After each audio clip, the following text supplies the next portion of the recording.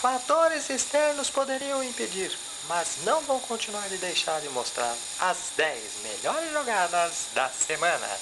Começamos com a número 10, com ele, LeBron James. Ao seu estilo LeBron, né? Atropelando todo mundo da costa oeste à costa leste.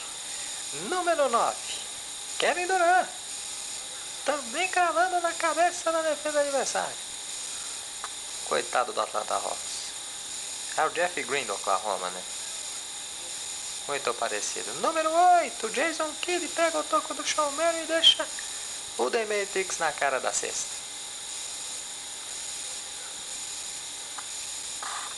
Número 7, ponte aérea, Paul Pierce, Tony Allen.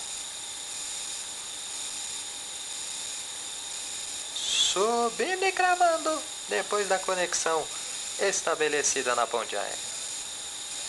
Número 6, Derrick Rose.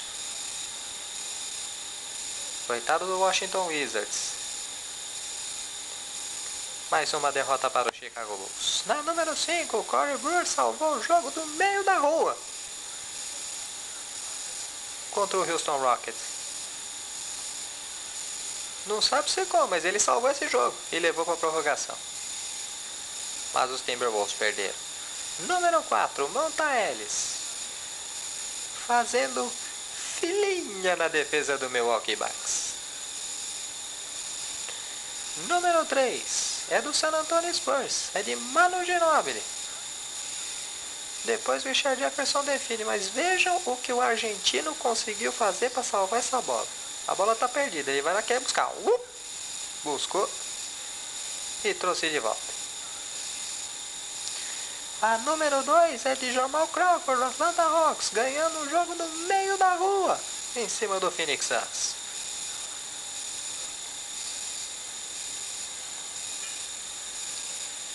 E a melhor jogada da semana também é uma bola para vencer o jogo, de Sundiata Games. Com um contrato de 10 dias ele foi lá e resolveu o jogo contra o Cleveland Cavaliers. Estas as 10 melhores jogadas da semana.